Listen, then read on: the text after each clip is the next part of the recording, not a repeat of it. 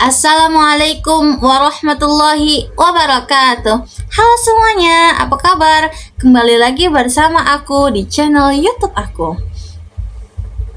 Kali ini aku akan membahas sebuah materi ilmu pendidikan agama Islam yang berjudul Pendidikan Islam pada zaman Nabi Muhammad SAW hingga masa kini. Ada yang tahu pada materi kali ini aku akan membahas apa? Jika kamu belum tahu, mari saksikan video ini sampai selesai.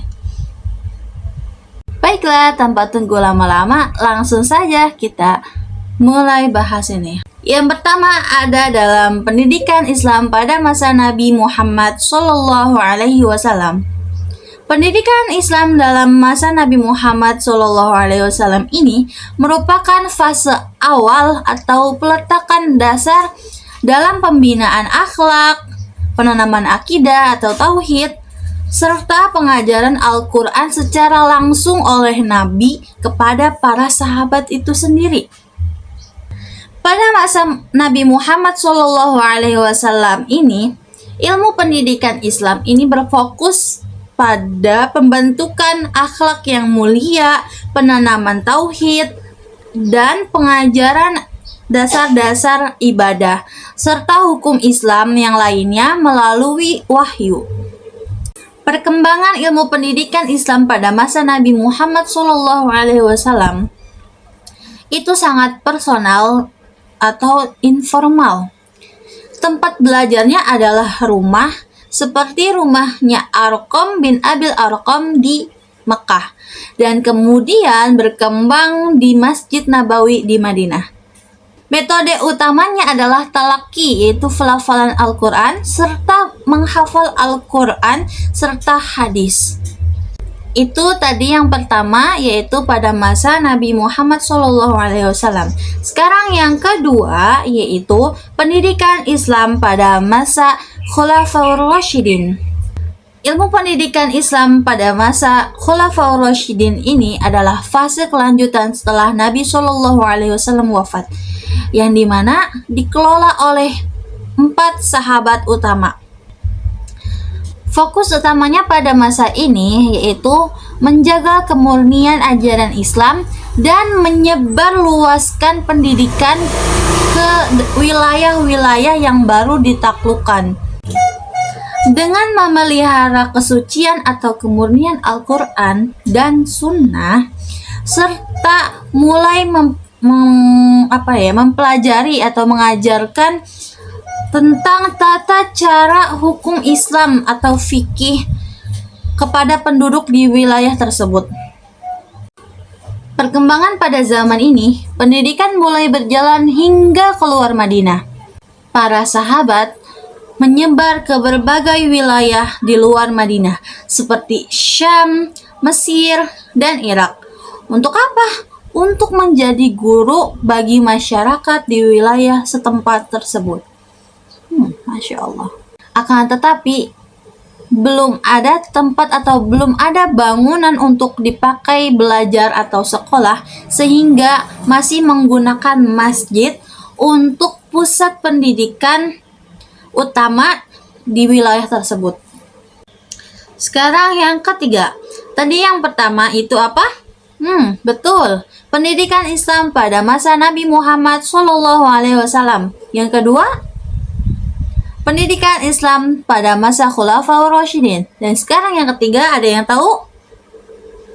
Nggak tahu? Nah, yang ketiga ini adalah pendidikan Islam pada masa Bani Umayyah.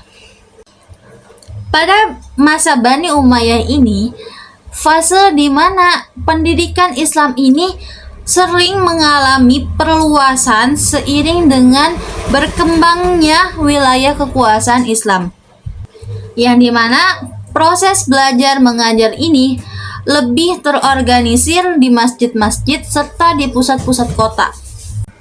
Pada masa Bani Umayyah tersebut, fokusnya yaitu konsolidasi ilmu keislaman dan mulai munculnya perhatian pada pengembangan bahasa Arab.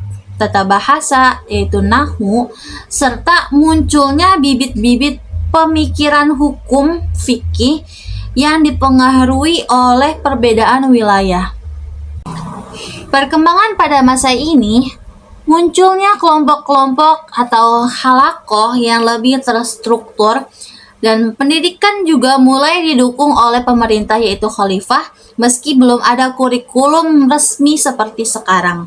Ulama-ulama besar mulai fokus pada spesialisasi ilmu tertentu.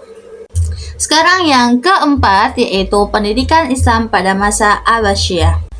Pendidikan Islam pada masa Abbasiyah ini sering disebut sebagai masa keemasan, yang dimana pendidikan ini mencapai puncak kemajuan dengan lahirnya berbagai lembaga formal yaitu madrasah, serta perpustakaan besar, serta integrasi ilmu agama dengan ilmu pengetahuan umum seperti sains, filsafat, dan kedokteran.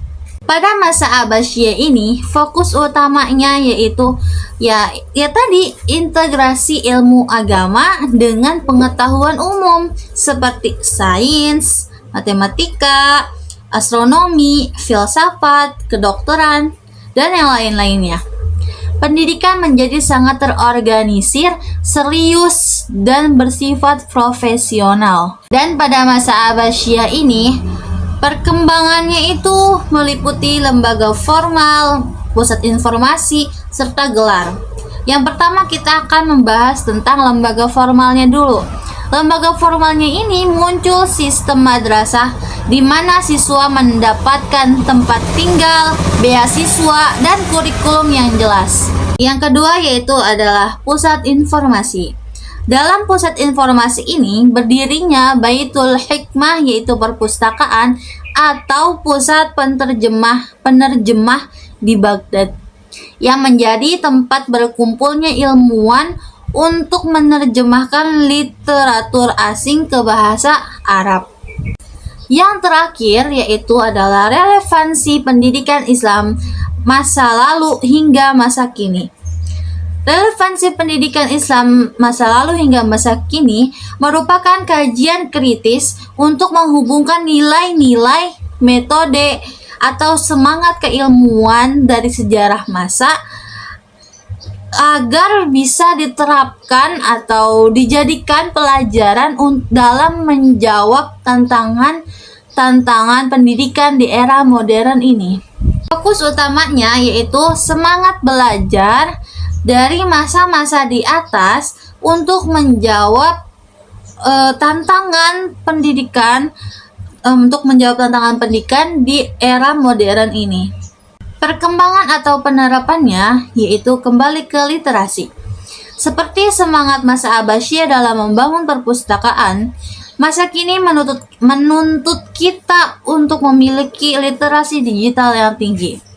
Itu yang pertama, yaitu kembali ke literasi. Yang kedua yaitu adalah pendidikan karakter dengan mengambil metode masa Nabi dalam menanamkan nilai dasar sebelum masuk ke ilmu teknis, yang dimana akhlak sebelum ilmu. Yang ketiga yaitu adalah inovasi. Belajar dari keterbukaan ilmuwan masa Abbasiyah yang mau menerima ilmu dari peradaban lain. Kita pun harus adaptif terhadap perkembangan teknologi global, namun tetap memegang teguh nilai moral agama.